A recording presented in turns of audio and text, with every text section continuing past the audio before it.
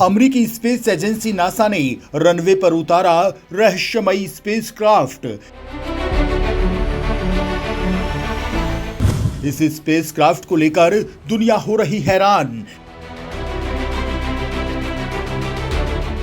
क्या अमेरिका के पास है एलियंस का स्पेसक्राफ्ट? क्या नासा को मिल चुका है एलियंस के ठिकाने का पता? आखिर क्या है इस रहस्यमयी स्पेसक्राफ्ट की कहानी?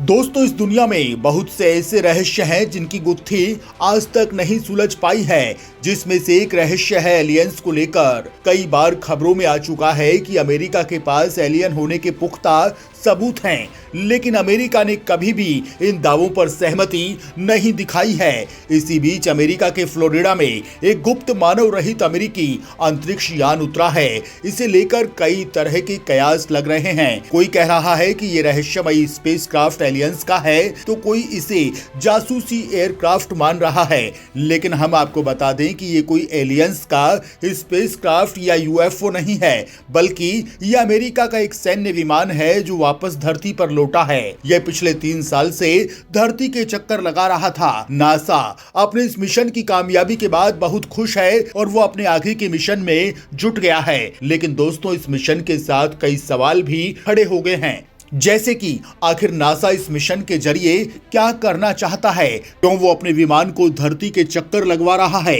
इस सैन्य विमान के जरिए क्या नासा दुनिया पर नजर रख रहा है, इसके पीछे अमेरिका की कौन सी मंशा छिपी है। इन सभी सवालों के जवाब आपको इस वीडियो में मिलेंगे, तो दोस्तों आप ये वीडियो अंत तक जरूर देखिएगा।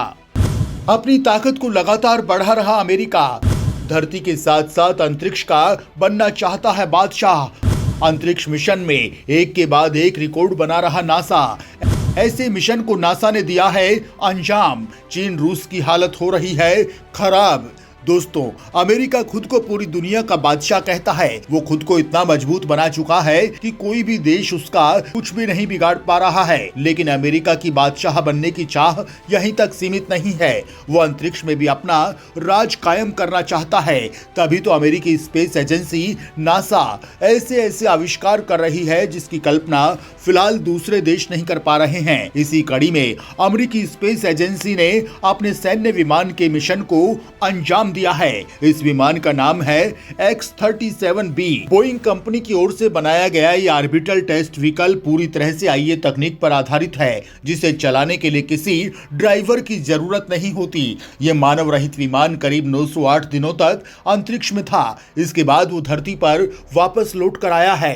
ये अपने आप में एक रिकॉर्ड है। इस मिशन की कामयाबी के बाद चीन और रूस जैसे देशों की हालत खराब हो गई, क्योंकि उन्होंने अभी तक ऐसे किसी मिशन को अंजाम नहीं दिया है। दोस्तों, इस विमान को लेकर जो रिपोर्ट्स अभी तक सामने आई हैं, उसमें पता चला है कि यह अंतरिक्ष यान और सौर ऊर्जा से चलता है और किसी दूसरे स्पेस यान की तुलना में छोटा भी है। ये लगभग 9 मीटर यानी कि 29 फीट लंबा है। इस विमान को लेकर नासा का ये छठा मिशन था। वहीं इसके पिछले 5 मिशन 224 से 780 दिनों तक चले थे।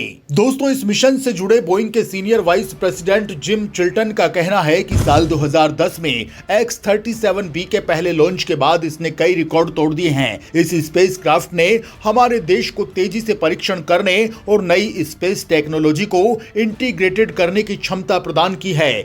बोइंग ने X-37B विकसित किया है, जो देखने में छोटा अंतरिक्ष यान जैसा दिखता है। अपनी 3 साल की यात्रा के दौरान X-37B ने एक सर्विस मॉड्यूल को होस्ट किया है, जिसे नेवल रिसर्च लेबोरेटरी, यूएस वायुसेना अकादमी और दूसरे प्रयोग के लिए किया गया है। अपने छठे मिशन के लिए इस विमान को मई 2020 में Cape Canaveral Space Force Station से लॉन्च किया गया था। वहीं इसे पहली बार साल 2010 में लॉन्च किया गया था। इस मिशन ने अंतरिक्ष में मटेरियल एक्सपोजर और टेक्नोलॉजी इनोवेशन यानी METIS-2 समेत अंतरिक्ष पर्यावरण मॉडल की सटीकता को साबित करने और सुधारने के लिए कई स्पेस एक्सपोजर के प्रभावों का इवैल्यूएशन किया है। इस तरह के प्रयोग के लिए विमान की ये दूसरी उड़ान थी। इससे पहले एक्सपेरिमेंट के बीच फाल्कन सेट 8 नामक एक उपग्रह था, जिसे यूएस एयरफोर्स रिसर्च लेबोरेटरी के साथ साझेदारी में अकेडमी के कैडेट्स की ओर से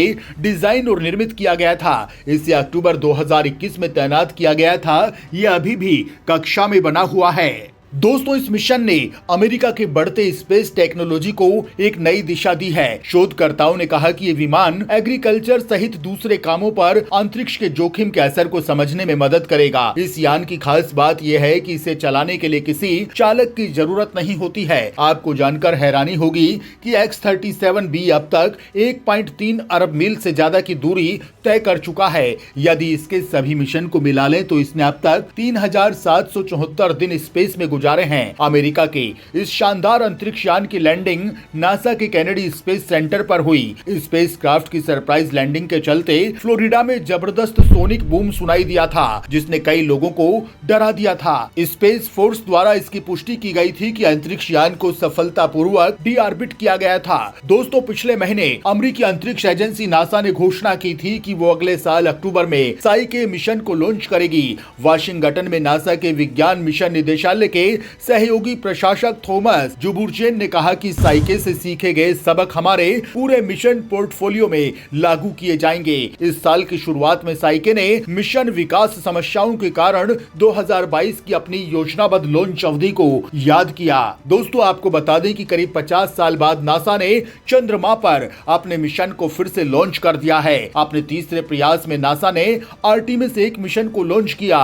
इससे पहले चंद्रमा पर 50 साल पहले नासा ने अपोलो मिशन भेजा था। 32 मंजिल के बराबर ऊंचाई वाले अंतरिक्ष लॉन्च सिस्टम रॉकेट को फ्लोरिडा के केनेडी स्पेस सेंटर से लॉन्च किया गया। अंतरिक्ष यान को धीरे धीरे करने के लिए ओरियन अपने ऑनबोर्ड थ्रस्टर्स को फायर करेगा और चांद के गुरुत्वाकर्षण को इसे कक्षा में पकड़ने में मदद करेगा। इस चरण के दौरान ओरियन चांद से करीब 70,000 किलोमीटर की यात्रा करेगा और पृथ्वी से अब तक की सबसे ज्यादा दूरी पर पहुंचेगा। दोस्तों, ओरियन चांद की कक्षा में 6 से 23 दिन बिताकर चांद की कक्षा से बाहर निकलने के लिए एक बार फिर अपने थ्रस्टर्स को फायर करेगा और खुद को पृथ्वी प्रक्षेपवक्र पर वापस लाएगा। दोस्तों, ओरियन कैप्सूल ने अपने मिशन के तहत धरती की पहली तस्वीर भेजी है। तस्वीर से धरती करीब 57,000 मील यानी कि 92,000 किलोमीटर की दूरी से ली गई है। वहीं भारत की स्पेस एजेंसी इसरो भी लगातार अपने मिशन पर काम कर रही है। फिलहाल इसरो अपने गगनयान मिशन में पूरी तरह से जुटा हुआ है।